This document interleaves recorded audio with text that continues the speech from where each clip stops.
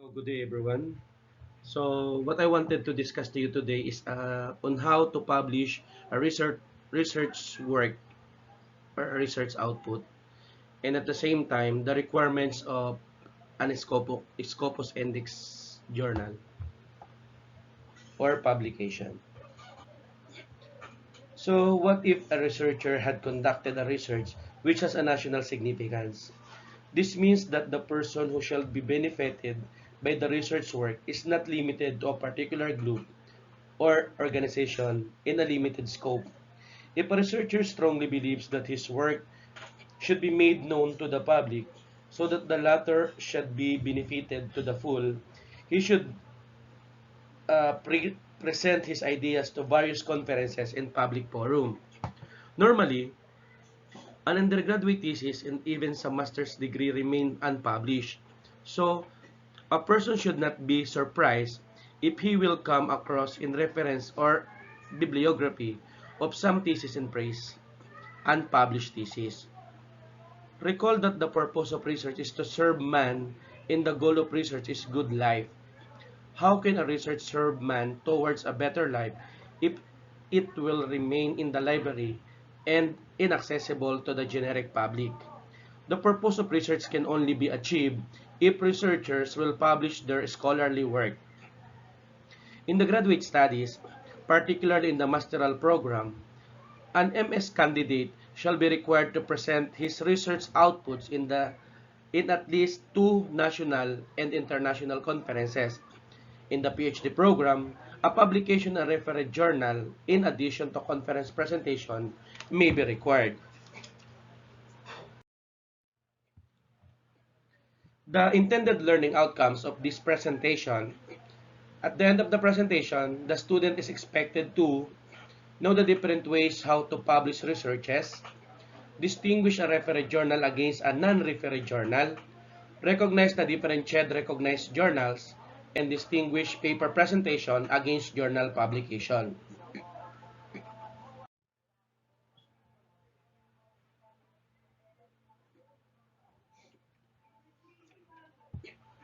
Why publish research work?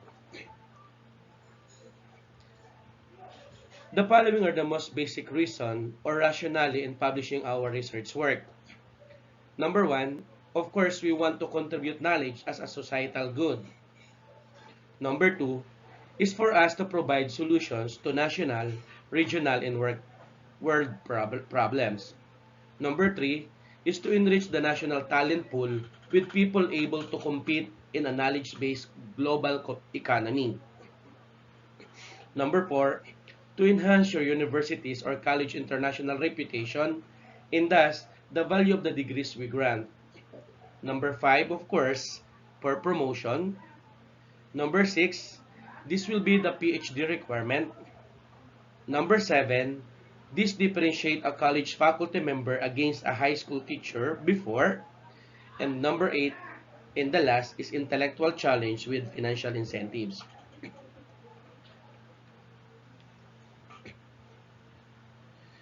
Most commonly in a call for paper, one way to make your work be made known to the public is to present them. Normally, a call for paper shall be made by organizer. A sample call for paper such as for call for paper for the 10th National Conference on IT Education or NSI 2012, call for the paper's participation for the 10th National Conference in Information Technology Education in Northwestern University, Lawag City, Ilocos Norte, Philippines.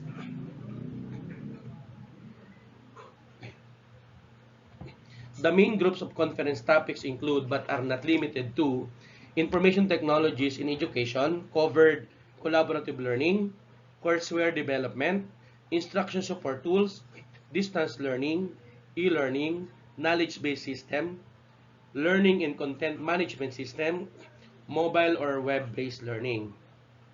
Number two is information technology. Mobile application, network system, computer graphics and animation, software engineering, virtualization, multimedia systems, and game development. For information systems, decision support system, expert system, IT planning, management and governance, management information system, and enterprise-wide systems.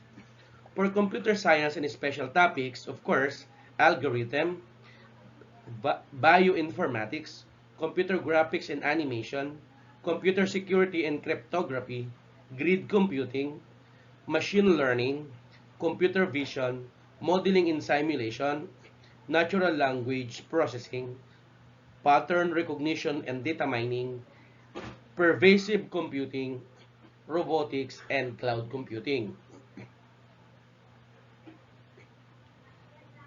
The paper submission, authors are invited to submit original, unpublished full research papers for presentation.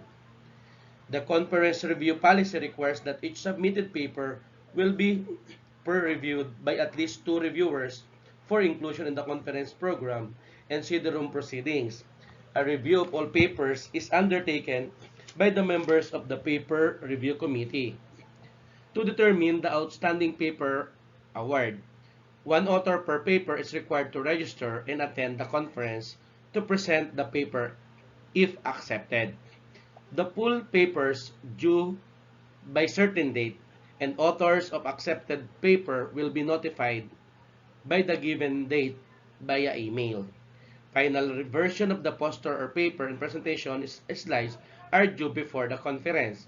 A maximum of 15 pages, including an abstract of up to 200 words, will be allowed for each accepted papers in the proceedings.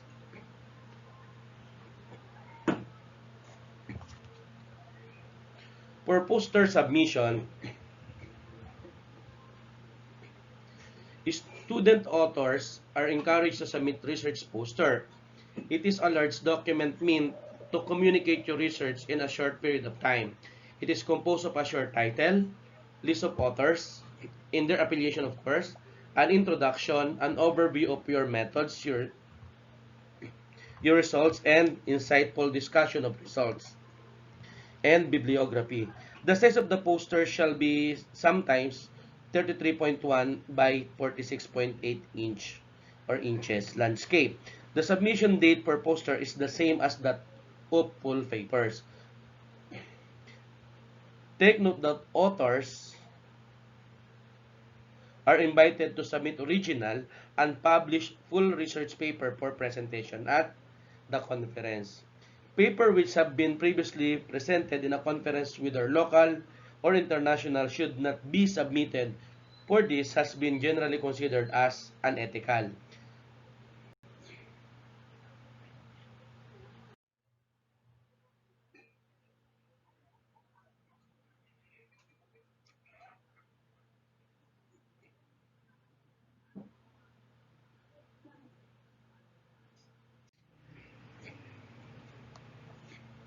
Research Publication Presentation Code of Ethics.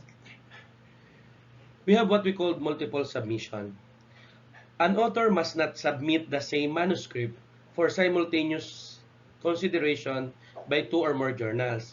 If a manuscript is rejected by one journal, an author may then submit it to another journal. Duplicate publication.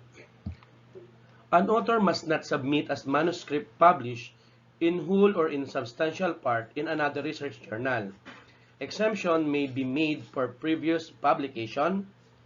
Of course, letter A, in a periodical with limited circulation or availability. Example, a government agency report. Or B, in an abstracted form or convention proceedings.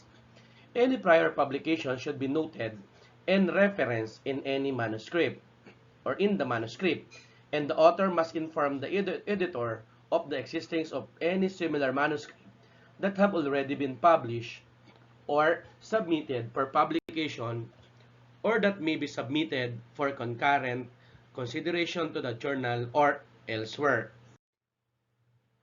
Piecemeal publication. Investigators who engage in systematic programs of research report their results from time to time as significant portions of their programs are completed. This is both legitimate and inevitable in research programs that are on very large scales or of several years duration. In contrast to this kind of publication, articles are received in which a single investigation has been broken up into separate manuscripts submitted seriatim. Authors are obligated to present work parsimoniously and as completely as possible. Data that can be meaningfully combined within a single publication should be presented together. Authors who wish to divide reports of studies into more than one article should inform the editor. The authorship. Authorship is reserved to those who make major contribution to the research. Credit is assigned to those who have contributed to a publication in proportion to their professional contributions. Major contributions of a professional character made by several individuals to a common project are recognized by joint authorship, with the individual who made the principal contribution listed first. Minor contributions of a professional character in extensive clerical or similar assistance may be acknowledged in endnotes or in an introductory statement. Acknowledgement through a specific citation is made for unpublished as well as published materials that has directly influenced the research or writings. Individuals who compile and edit material of others for publication publish the materials in the name of the originating group, if appropriate, with their own names appearing as chairperson or editor. All contributors are to be acknowledged and named. Copyright. It is the author's legal ownership of his or her original intellectual creation in the literary and artistic domains. Once an article is accepted, an author transfers literacy rights on the published article to the publishing organization, so that the author and the association are protected from misuse of copyright materials. An article will not be published until the author's signed copyright transfer has been received by the National Office of the Publishing Organization. Contributors are responsible for obtaining copyright clearance on illustration, figures, or lengthy quotes used in their manuscript that had been published elsewhere. Conference presentation. Papers submitted for presentation via any format should not have been presented at any another major conference. If the data had been presented in whole or substantive part in any forum, in print, or at previous research session, a statement specifying particulars of the above must be included with the submission. Ethical conduct and institutional review compliance.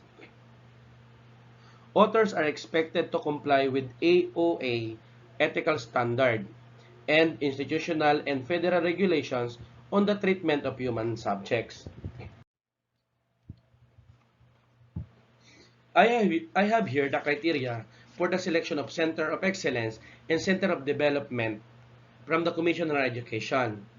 Qualification criteria, of course, for research and publication is 30 points. We have here the operational indicators for Center of Excellence and Center of Development. So for Center of Excellence, all graduate school faculty must have published books or research monographs or academic articles in reputable reference journals in the last 10 years. All graduate school faculty must have presented papers in international or local conferences. For the Center of Development, half of the graduate school faculty must have published books, research, monographs, or academic articles in reputable reference journals in the last 10 years. All the graduate school faculty must have presented papers in conference or seminars. In a conference presentation, generally when a research is submitted for paper presentation, it will not be published in a journal except in some special cases. For instance, in the insight call for papers, as I mentioned earlier, the submitted paper will be peer-reviewed by at least 2 reviewers for inclusion in the conference program and CD-ROM proceedings. A review of all papers is undertaken by the members of the paper review committee to determine the outstanding paper award. One author per paper is required to register and attend the conference to present the paper is accepted.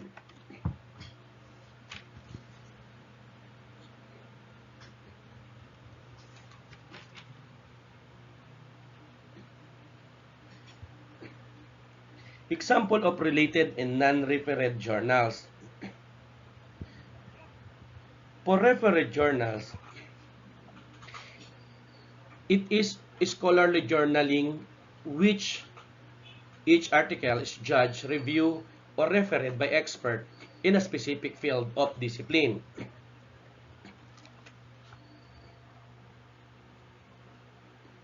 After a thorough reading and evaluation, the referees shall submit the recommendation to the editor-in-chief of the said peer-reviewed journal whether the submitted document may be published right away or a modification should be made before publication. Scholarly journals generally contain articles written by researchers and faculty members whose faculty rank usually ranges from assistant professors to full professors publishing the results of the research work in a particular field or discipline.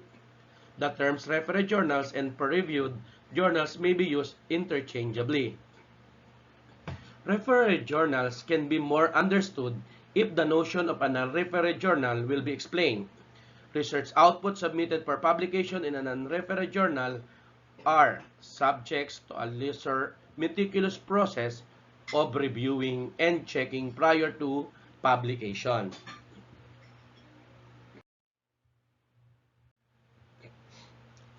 Non-referred journal. Anything that has been published anywhere without peer review, such as technical report, a pre-reprint, local invited publication, and self-published.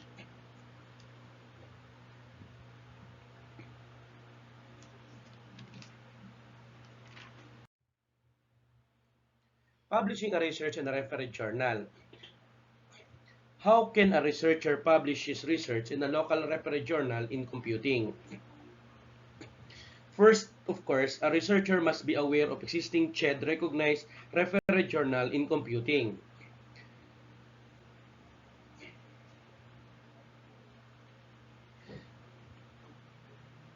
And an example is the Philippine Computing Journal, among others, is one of the journals recognized by CHED as referred journal. And of course, CHED Memorandum Orders Number 10, Series of 2012, contains a list of journals in different disciplines. So the Social Science Diliman of UP Diliman obviously is not a computing journal but a social science journal. As its name implies, a candidate for the Master's and PhD program in an ITE program should publish in a referred computing journal only. If they publish in a social science Diliman, then it will only means that their research work is an excellent and scholarly work in the field of social science, not in computing. And therefore cannot be deemed as compliance for the requirement for the conferment of a graduate degree in computing.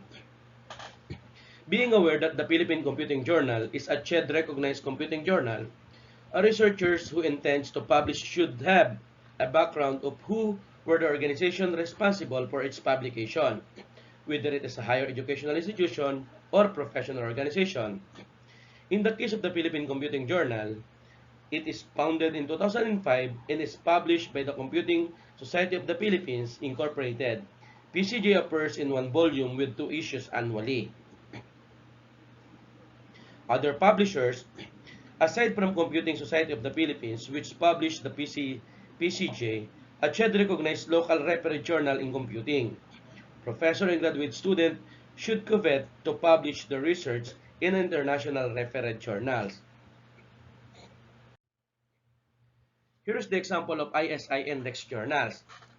We have MIS Quarterly, VLDB Journal, Journal on the Web Semantics, Data Mining and Knowledge Discovery, IEEE Transaction and Information Theory, IEEE Pervasive Computing, Information Sciences, ACM Transaction and Database System, Annual Review of Information Science and Technology, IEEE Transaction Knowledge and Data Engineering, Journal of Management Information System, and Journal of Database Management. How about the bogus or predatory publication? Sometimes called write-only publishing or deceptive publishing. It is an exploitive academic publishing business model that involves charging publication fees to authors without checking articles for quality and legitimacy and without providing the other editorial and publishing services.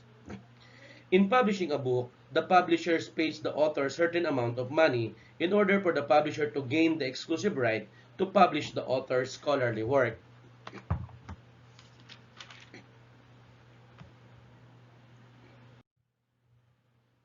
How to publish a research output?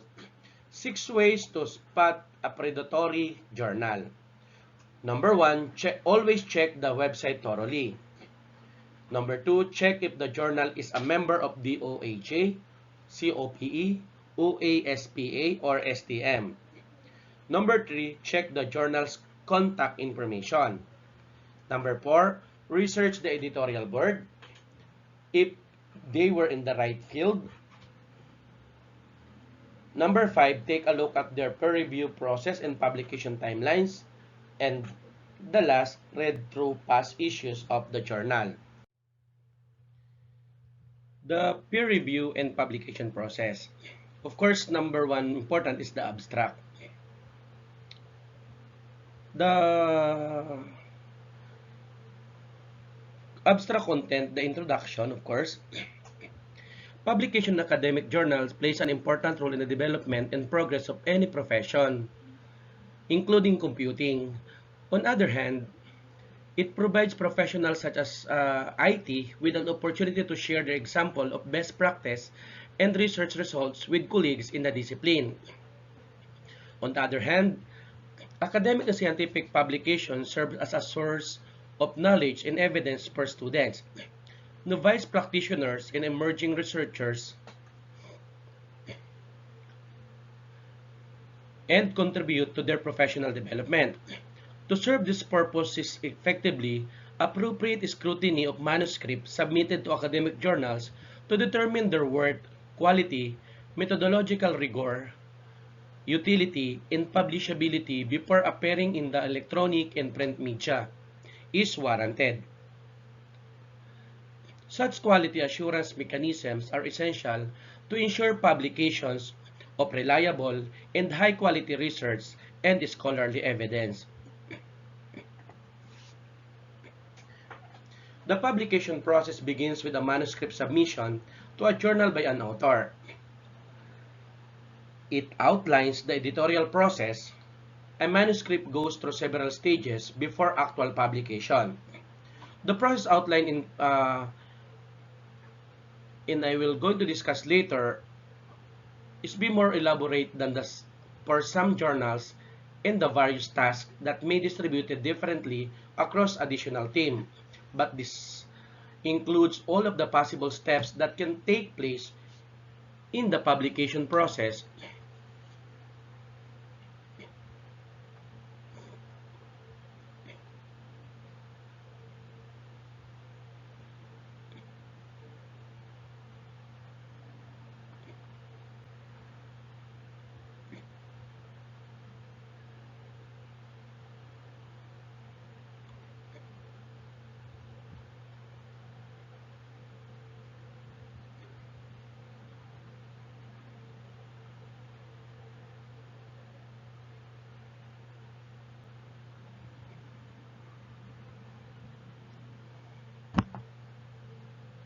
The content of an abstract, of course, it must be discussed the aims of your study, the design, the methods, and the results of your study.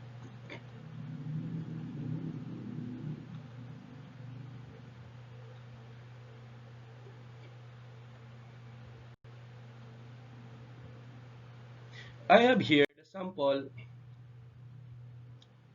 a diagram in which shows the process in reviewing your research output for publication purposes.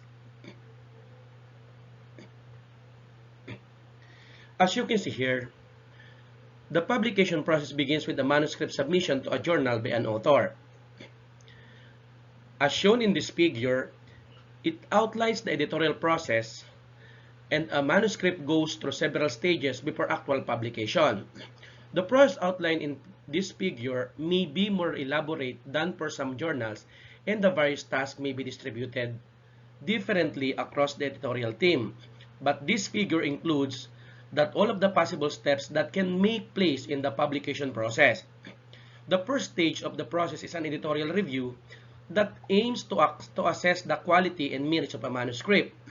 The editor, of course, must often the editor-in-chief of the journal concerned reviews the manuscript to determine its relevance to the journal and sustainability to undergo peer review.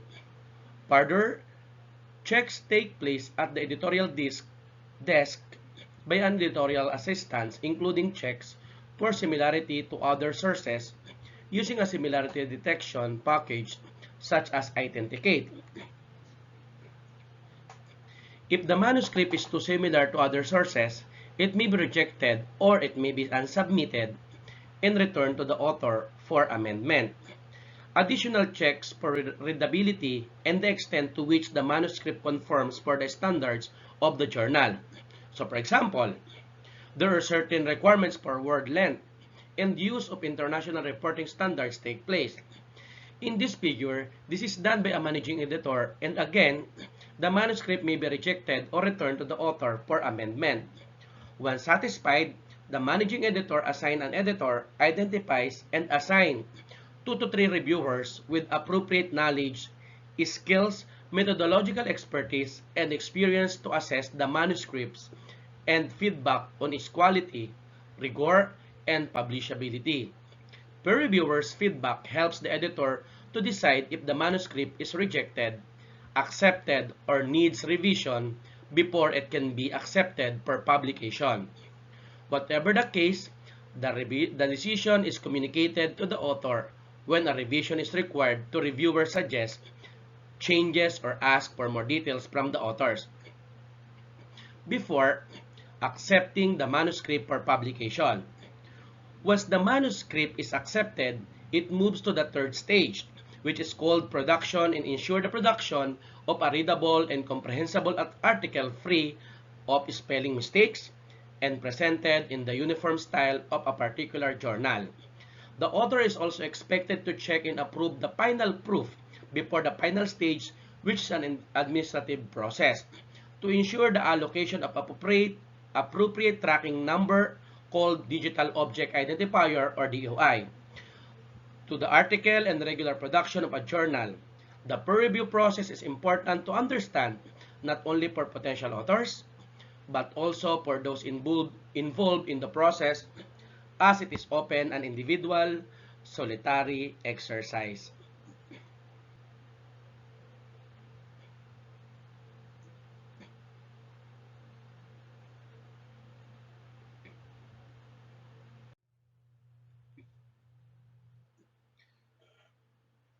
Of course, background to peer review. Peer review lies at the core of science in academic life. It is an established component of the publication process, professional practice in an academic reward system. The process involves checking of and evaluating scholarly work by a group of experts in the same discipline. So, for example, if your research work is on the field of computer science, of course, the reviewer must be from the computer science field. The process is used by academic institutions, funding bodies, and publishers to identify the strengths, weaknesses, and the potential to be published of a proposed piece of works. It is an essential element of the publication process that purports to ensure quality and excellence in papers published in scientific, educational, and professional journals. The history of editorial review extends over 200 years. However, the practice of peer review in its current form only developed in the 19th century, and since 1967 peer review has become the norm. It is considered a gold standard process that not only helps journals to judge manuscripts, but also acts as a criterion to judge the journals. Before the introduction of peer review, the majority of the editors of the academic and scientific journals were generalists. But of course, after World War II, medical and technological advancement and change made it impossible for generalist editors to judge papers requiring specialist knowledge. Therefore, it was considered necessary to seek the assistance of expert content specialists to assist in the process of reviewing. And since then, peer review has become an integral part of the publication process.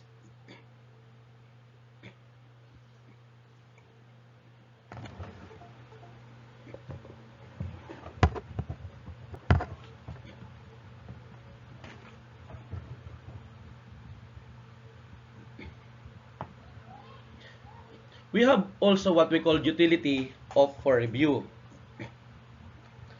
There are many beneficiaries of the peer review process, and these include authors, editors, publishers, peer reviewers, disciplines, and society. The process provides authors with an opportunity to improve the quality and clarity of their manuscript. Publishing in a peer-reviewed journal is considered prestigious. Comments provided by the reviewers guide and help the journal's editor and editorial staff to identify acceptable or substandard manuscript. Editors rely on the peer review system to inform the choices they make among the many manuscripts competing for the few places unavailable for publication. The peer review process is also useful for peer reviewers themselves, as it helps them develop knowledge and expertise in their specific field. Acting as a peer reviewer may also be recognized as an example of contribution to the profession in individual performance reviews. The peer review process can also affect society at large when a social policy implication is suggested or inferred from the published manuscript. In addition, publication of well-written, methodologically sound, and well-informed research and scholarly papers help professions such as IT to develop.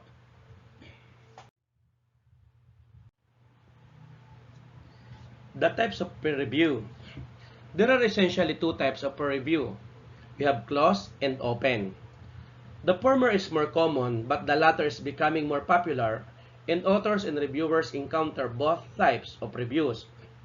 Closed review has two variants, and we are now seeing post-publications review in some journals.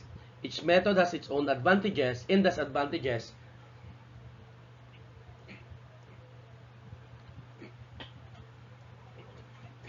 For closed peer review, for single blind, reviewers aware of author's identity and affiliation, and authors unaware of reviewers' identify and affiliation. That this will be the characteristic of a single blind for closed peer review.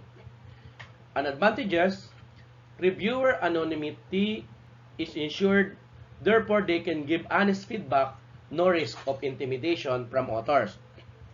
What will be the disadvantages?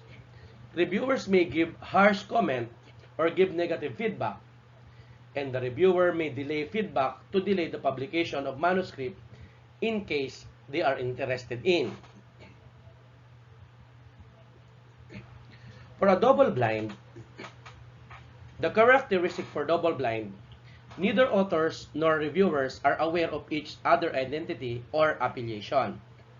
The advantages for double blind, reviewer anonymity is ensured, therefore they can give honest feedback, no risk of intimidation from authors, and the manuscript is judged on its quality and content rather than author. The disadvantages, of course, reviewers may give harsh comments or give negative feedback, and reviewers may still be able to identify the author and specialist area. How about for open peer review? The characteristic of open review or open peer review, the authors and reviewers are aware of each other's identity and affiliation. The advantages: reviewers are more tactful and constructive while giving feedback, and the reviewers are more rigorous as their name appears in the published article. And the disadvantages: it may make the reviewer fearful, leading to an honest or less honest and less critical review. Reviewers can be intimidated or threatened.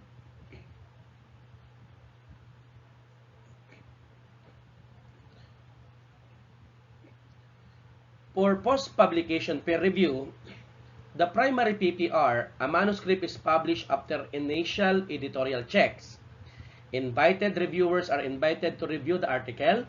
Author can revise their manuscript and revisions are published. When article passes for review, it is indexed in databases such as PubMed, Scopus Index, and so on. Advantages for post-publication peer review: a wider group of people is able to comment on the paper. Transparent. Reviewers can be more rigorous, tactful, and constructive as their name is published alongside article. And the disadvantages for primary post-publication peer review: people can make unnecessarily harsh or negative. People may comment on how the study should have been done rather than looking at the strengths and limitations of the approach used.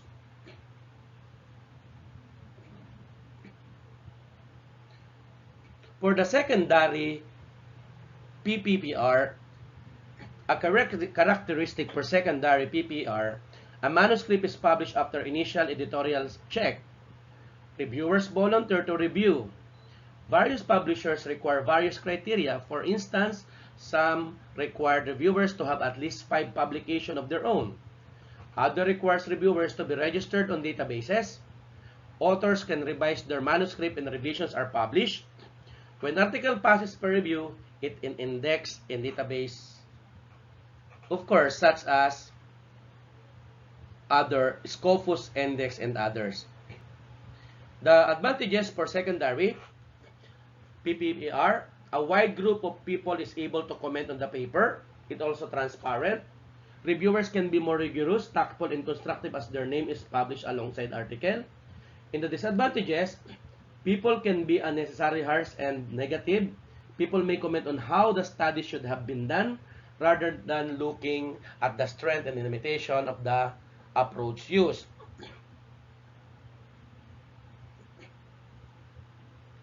For other form, people comment on already published articles through blogs, Twitter, and using other social media.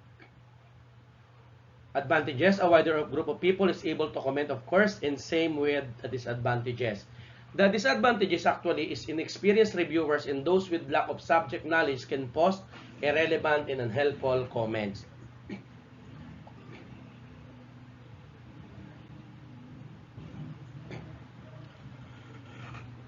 When we say closed peer review, it is a system where either the identifies of at least 2 of the parties in the review process. Usually the reviewers are not disclosed. Closed review works in 2 days, single blind and double blind. In single blind review, the author is not aware of the reviewers' identities. However, the reviewers are aware of the author's identities, affiliation, and credentials. It is the most common approach used in the majority of academic and scientific journals, especially in the field of IT, biomedical journals, and others. The method is criticized for several flaws, such as the possibility of reviewer bias, as the reviewer is not blinded to the details of the authors. The method could be considered unfair on the grounds that the manuscript is the intellectual property of the author, and therefore should be reviewed openly and not secretly. Some believe that the single blind reviews give the reviewers an opportunity to be harsh to the authors as they feel assured that the authors will not be able to identify them. In addition, reviewers working in the same field may delay the feedback to delay publication if they themselves are thinking of publishing on the same topic. Despite this criticism, single blind peer review remains a commonly used method. For the double blind review, It is commonly used by many professional journals. Nearly all 95% journals follow this approach. In this approach, the authors and reviewers are not aware of each other identities and institutional affiliation. Proponents of the double-blind review maintain that this approach eliminates chances of bias in the manuscript review process, whereas opponents believe that such blinding does not improve the quality of the review. Evidence suggests that despite double blinding, reviewers may still be able to recognize authors through other markers such as writing style, subject matter, and self-citation.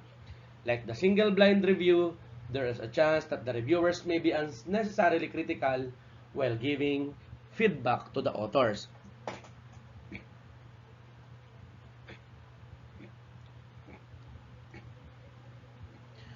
For the open peer review, in contrast to the closed review, open peer review is a system where authors and reviewer are known to each other throughout the process.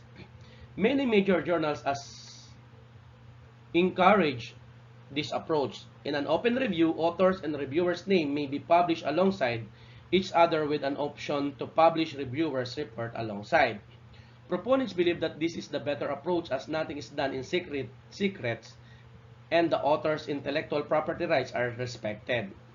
The approach may also act as a regulatory mechanism for the reviewers whom will produce better work and avoid offhand, careless or rude comments when their identity is known.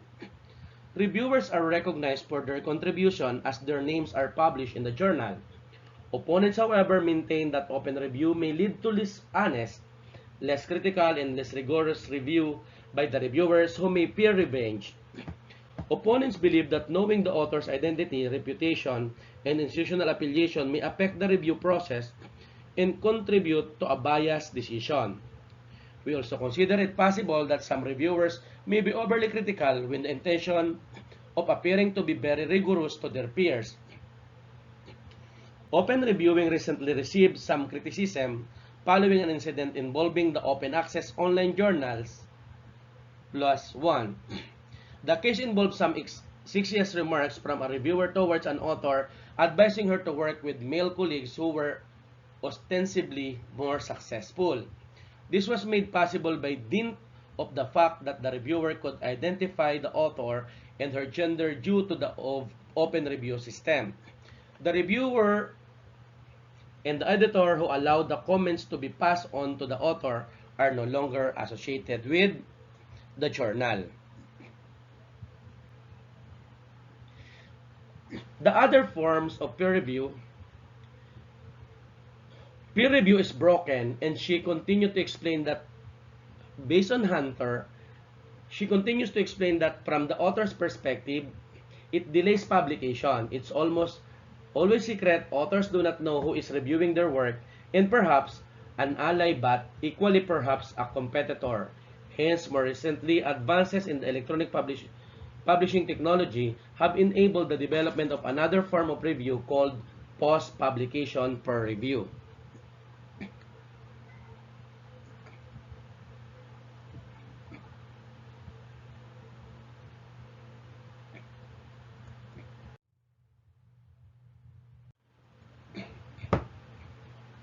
Selection of peer reviewers. Reviewers are usually people who have published on the same topic, and selection of the reviewer is an important task that is normally carried out by the editor of the journal. Editors identify and invite suitable, experienced, and interested people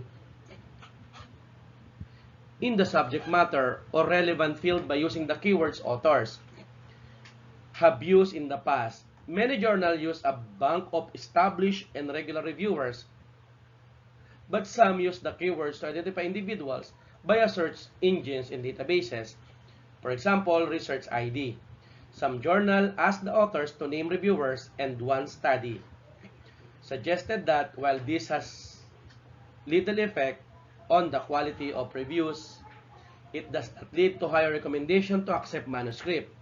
However, the process of authors suggesting reviewers has led to some scandals related to fabricated peer reviews.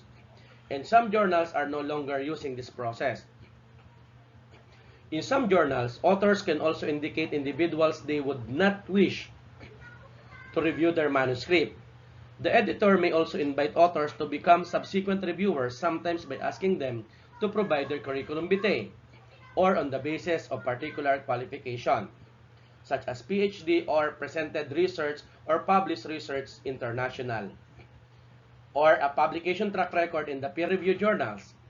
The method of selecting the reviewer does not necessarily affect the quality of the review, as individuals are different and therefore their interpretation, views, and methods of review will in any case vary. However, contrary to what might be expected, it has been demonstrated that emerging academics are usually better reviewers as they provide comprehensive and thorough feedback.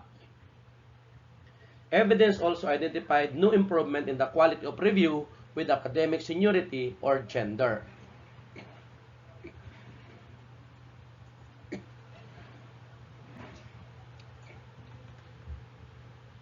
The role of peer reviewers.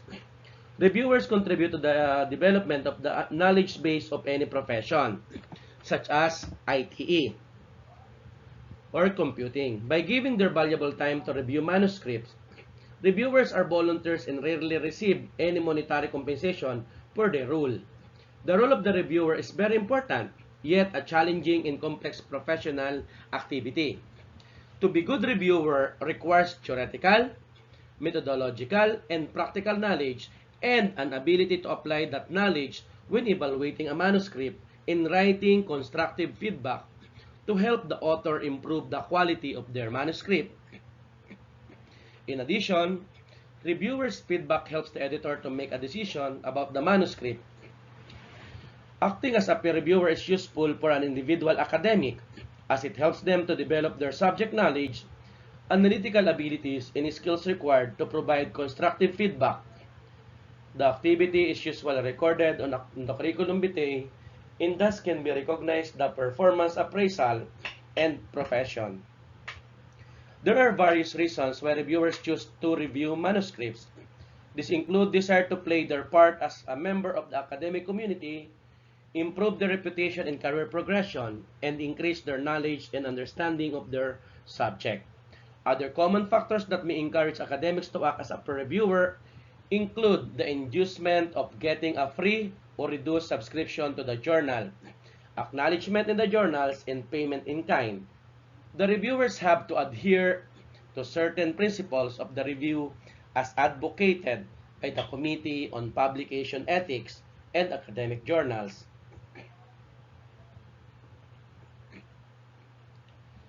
And of course, the principle of the per journal process include only agree to review manuscript that they have subject expertise in. This will be the first principle. Number 2, review manuscripts in a timely manner. Number 3, respect confidentiality of the review process. Number 4, do not use information obtained during peer review process for own or anyone else advantage or disadvantage. Number 5, declare conflicts of interest if any. Number 6, do not let authors' characteristics influence review, like gender, age, nationality, religious, or political beliefs. And number 7, provide constructive and objective feedback about the manuscript under review.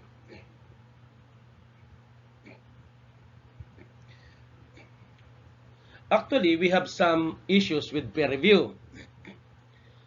As already indicated, the peer review process is criticized by many academics who believe it is ineffective, largely a lottery, anti-innovatory, slow, expensive, wasteful, or scientific time, inefficient, easily abused, prone to bias, unable to detect fraud, and irrelevant.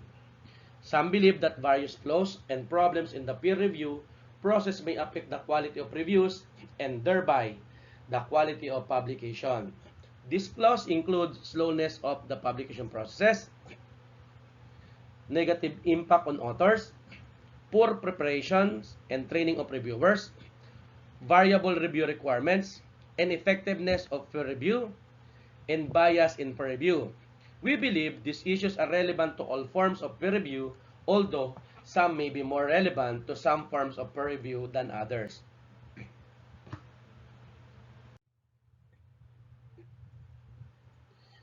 Peer review slows the publication process. There is a perception that peer review may also slow the process of publication. The original purpose of peer review was to ration access to resources for scholarly exposure. Nowadays, however, exposure is not a scarce resource since publication can be made available electronically, essentially free of cost. The questions therefore is one of quality control, and we do not know how much referring the scholarly market actually wants. However, peer review is a quality control mechanism which, despite contributing to slow learners or slowness of procedures, enhances the quality of the publication. In addition, most journals these days not only specify a date when a review is due, but also send reminders week before the review is due on the due date to reviewers to remind them to complete and submit the review timely. This approach is very useful as it helps reviewers to complete their review in time.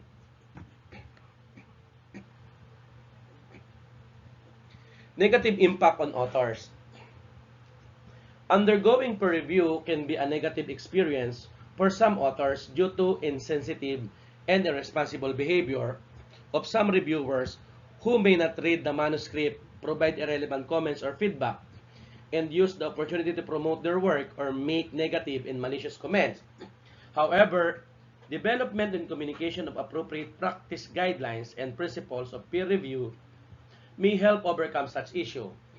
In addition, the journal editors can play a very important role and may be able to intervene in such situation by discussing the issues with the reviewer. This issue may have more impact in the context of post-publication peer review. Publicly available harsh, unnecessary, negative and insensitive comments can be detrimental to author's report and may have an impact on their confidence and ability to write in the future. The poor reviewer preparation. Formal training and preparation may help reviewers develop appropriate review skills, but is often not widely available. The process itself is not easy to learn, and educational programs do not prepare postgraduate students for the role of peer reviewer. This in turn affects the confidence and ability of reviewers who may only learn the art of reviewing through trial and error. New reviewers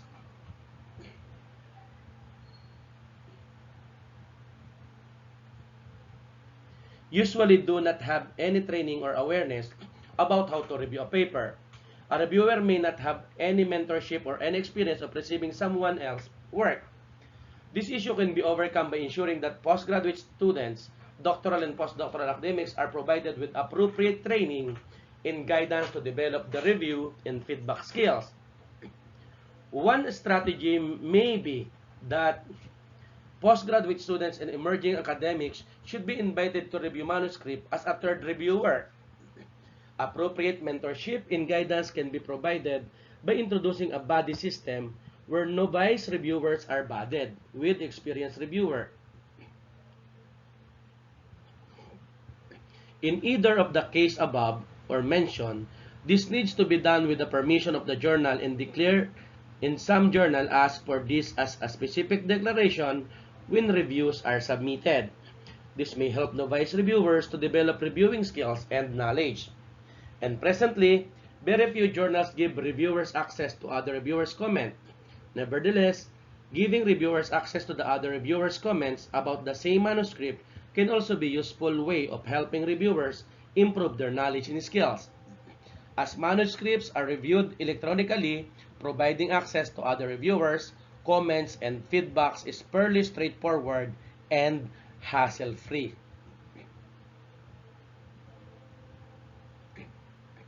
Variable review requirements. There is a wide variation in the review requirements and expectation among different journals. Recently, various publishers and journals have started to develop guidelines to help reviewers understand the expectation. Some journals are very prescriptive and expect strict compliance by the reviewers, while others may be less specific about their expectation. Although it is important to provide some guidance about review and communicate expectation to ensure consistency in review, too much prescription may limit the reviewer's ability to critically assess and feedback on strengths and areas of improvement for a manuscript. Again, providing appropriate guidance. Mentorship opportunities and sharing the fellow reviewers' report can help reviewers identify their own style of review and develop confidence and ability to provide constructive feedback.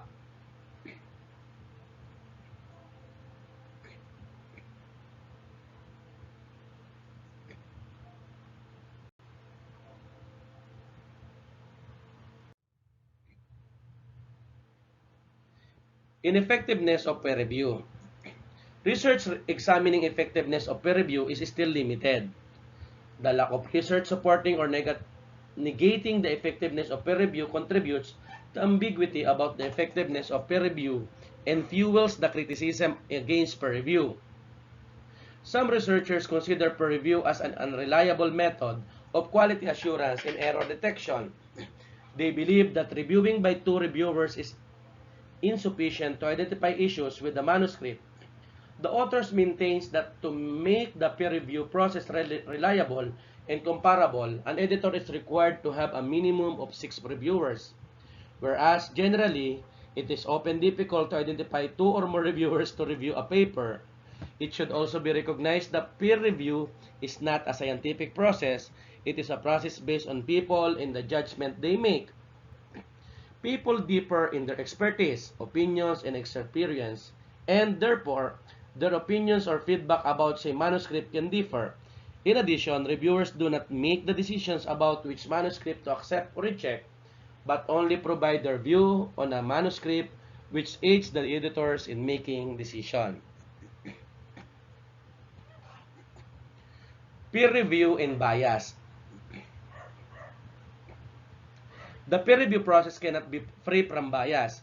Bias can only be minimized. Generally, a single blind review is criticized for the risk of bias.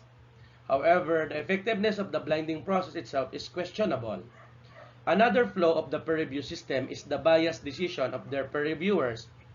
Evidence suggested that reviewers tend to accept papers that provide confirmatory results and reject those that do not confirm established theories. Similarly, peer reviewers tend to accept studies that open possible results and reject those that report negative results. This issue is referred to as a file drawer problem, as the research with negative results due to non-acceptance remain in the file drawer of the researcher and are not disseminated to the wider community. Such researchers have even mentioned that peer review works against innovative studies, a point reinforced recently by the former editor of BMJ. Reviews can also be influenced by the characteristic of authors, like gender, political, or religious affiliation, institutional affiliation, nationality, country of origin, and whether they are identified by the editor or proposed by the author. This issue can be minimized by ensuring reviewers are aware of and adhere to ethical principles of review. Despite various issues, the usefulness of the peer review process cannot be overlooked. The process of peer review, mainly in publishing but also in other aspects of academic life, is regularly discussed. The process recently came under the scrutiny of the government and other bodies after some accusation about biased publishing in the field of climate science. The scrutiny was in-depth and prolonged, but the conclusion was that the peer review system in its various manifestations were far from perfect, but that it was the best we had and should continue.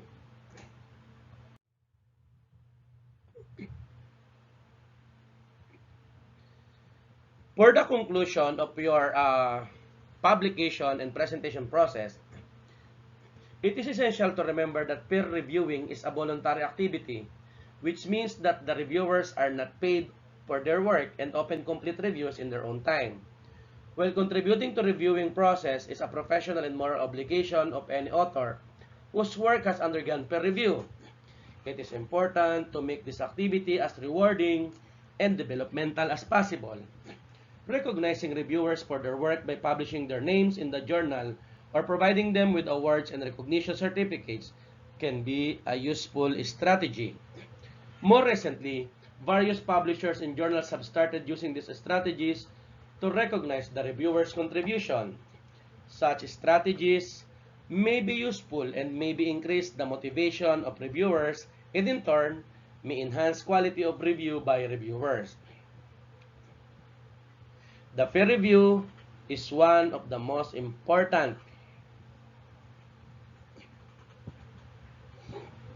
mechanism used to ensure the quality of publication in academic journals. It helps authors, journal editors, and the reviewers themselves. It is a process that is unlikely to be unlimited. From the publication process, all forms of peer review have their own strengths and weaknesses. To make the process more effective and useful, it is important to develop peer review skills, especially among postgraduate students, and there should be published feedback of different reviewers can help new reviewers. More research is needed to determine the effectiveness of the review process.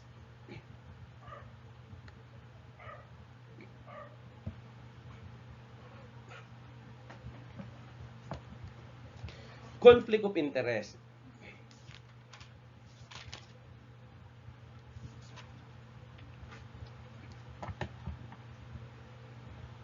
Of course, we need to define the conflict of interest if you are the reviewer.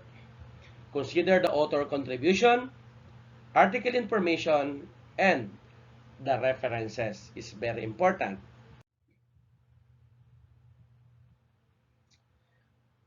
I have here a figure on steps involving in publishing your paper in a Scopus Index Journal publication from iferp.com or .org. As you can see here, the first one is complete your manuscript. Number 2 is cover designing. The next step is editing. Then ebook creation and printing. Distribution service and book marketing.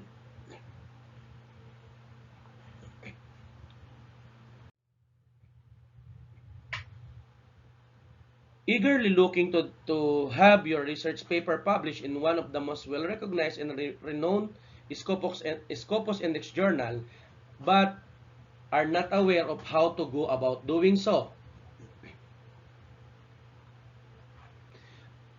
This discussion is meant just for people like you in that it offers a step-by-step process of how you can search, identify, and go about approaching the best Scopus Index Journal or publication in your respective discipline to have your research paper published in. However, if you're someone who is not even aware of what Scopus Index publication and journals are, then you might first want to start off by getting to know what a Scopus Index Journal is and why getting your research paper published in this journal is the best way for you to gain prominence in your field as a recognized researcher and scientific experimenter who undertakes groundbreaking and pioneering research studies and exploratory pursuit that yield phenomenal results and outcomes. Scopus is one of the biggest citation databases for peer-reviewed publications, papers, and colloquiums that exist in the globe today. Anybody who is of repute within the academic community seeks to have their research work published in Scopus Index journals and publication because they are trusted and read by millions academics, researchers, scholars, and other professionals across the world. One of the most well-known and prominent journals get to be indexed is Scopus. One can rest assured that any journal or publication that is Scopus Index journal or publication is of the highest quality. This is because Scopus has strict policies and criteria as far as allowing journals to be indexed. Any journal or publication that is selected by Scopus to be listed as part of its master list is carefully vetted for its authenticity, validity, quality of content, range of research, up-to-dateness of the information published, and many more criteria. Once a journal or publication is listed within the master list of Scopus, it becomes recognized as a Scopus Index journal.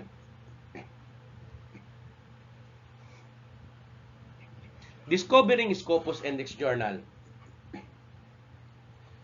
Scopus has made it effortless and straightforward for anybody looking for Scopus Index journals that are pertinent to their topic of interest in subject of study to do so.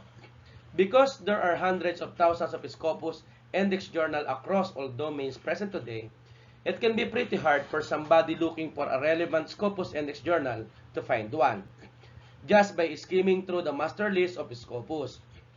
This is why Scopus has made it possible for users to search for their favorite journals by entering in some simple details such as their preferred subject of interest, the title of the specific journal or publication that they are looking for, the name of the publisher, and of course, its ISSN code. Using any one of the details above or discussed a while ago accurately will help people in finding the exact journal publication that is listed in Scopus master list. Having specific details about the journal that you are looking for, such as its title, the name of the publisher, and its ISSN code, will make it easier for you to find the particular publication. However, if you are unaware of these specific details for the journal that you're searching for, then you may want to perform a broader search by just entering in the subject area and conducting a broader subject search, which will take more time but it also effortless because Scopus offers an option to narrow down your search.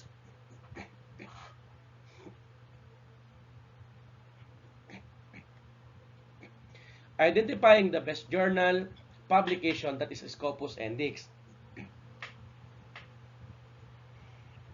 The primary goal of everyone seeking to have their research work and papers published in Scopus Index journal is so that they can gain the recognition of prominent domain experts and peers from their fields. However, blind publishing your research paper is any journal or publication is not the best way to go about spreading the word about your research work.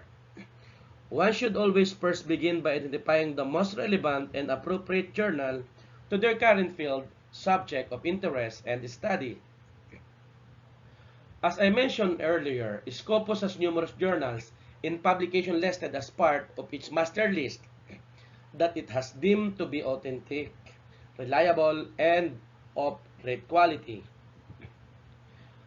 There are certain criteria that one must keep in mind when determining if a journal or publication that they have found on Scopus master list is the most relevant to their research and work, such as the number of readers or followers that a journal has, the topic that a journal is known for covering, the caliber of authors, researchers who have their work published in the journal,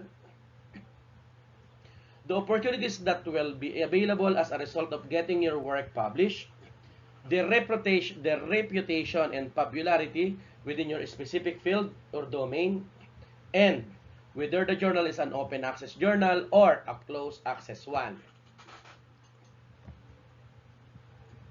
When it comes to deciding between whether to choose a closed access journal or an open access journal to publish your work, it is important to remember that an open access journal requires authors as well as co-authors to pay a processing fees in the event that the journal chooses to publish their work.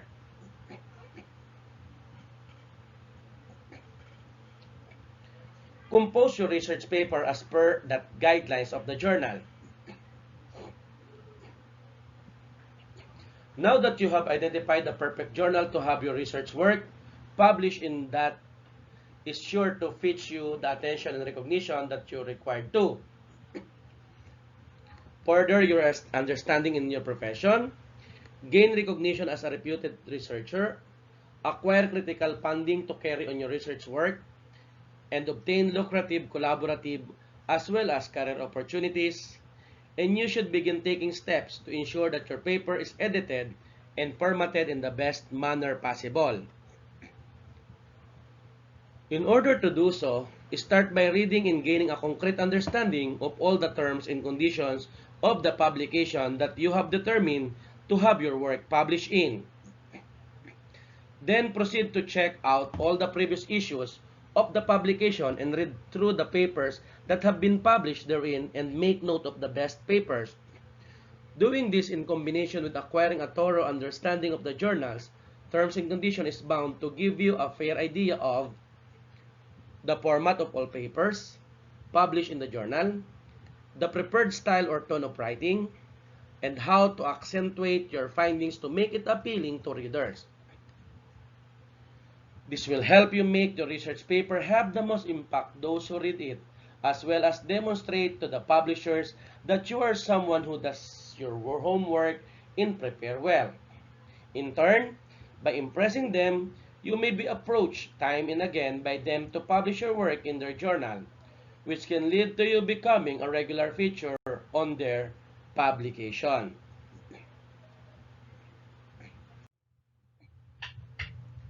Submitting your paper. Upon preparing your paper completely to suit the format, style, and voice of the journal that you have chosen to have your own work published in, all that is left is to submit your completed paper.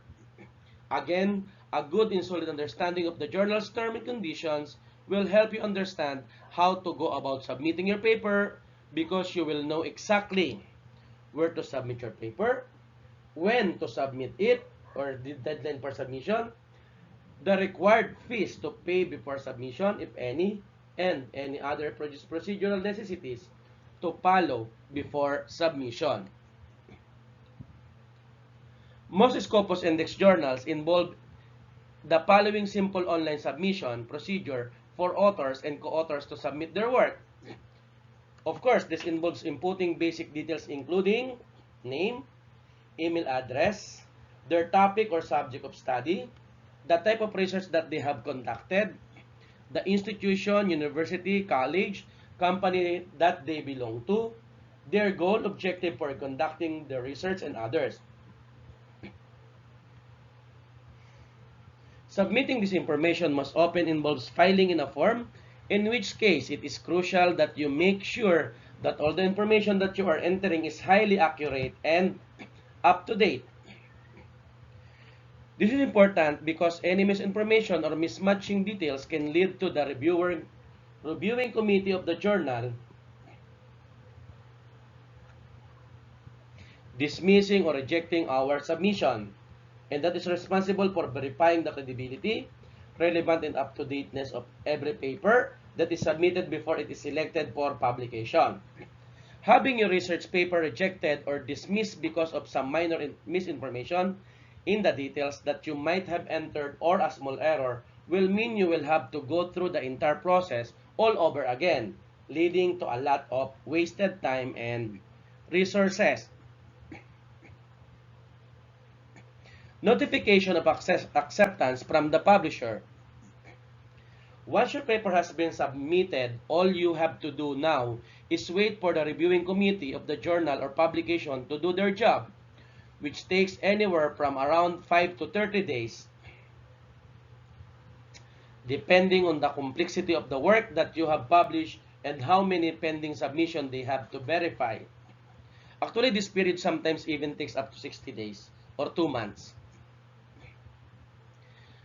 After the reviewing committee has determined your research paper to meet all the standards and worthy of publication in their journal, they will send you a notification stating that the review process is finished and your paper has been chosen for publication in their journal or rejected.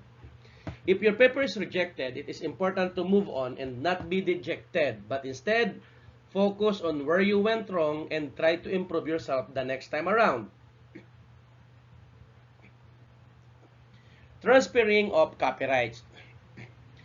The transfer of copyrights is an incredibly essential procedure for getting your research work published in a journal, as different journals or publications involve varying copyright procedures and rules.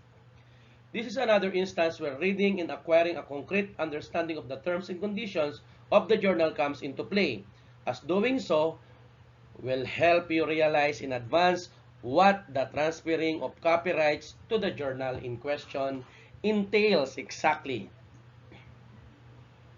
Confirmation of your paper being published. Now that the review process and transfer of copyrights to the publisher have been completed successfully, all that is left is for the publishers to actually publish your paper in their journal. As soon as they do this, you are likely to receive a notification from the publisher stating that your paper was published along with other details including in which issue it was published, if there were any changes made to it at the last minute, and others. Many journals even offer a review period within which authors can choose to make edits to their papers as well as formatting changes in case they need to be made. And that's it. This will be my references. Lavinia et al., of course, Outcomes-Based Practical Guide to the Thesis and Capstone Project, Writing in Computing, www.rxcoms.com, ncba.nlm.nih.gov, and www.iperp.in.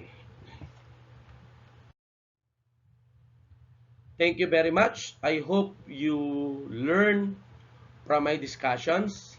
So once you have any questions or verification, you just try to review again, or you just simply send me an email or look for my social media account. Don't forget to subscribe. Doc Melo, the author. God bless everyone and congratulations.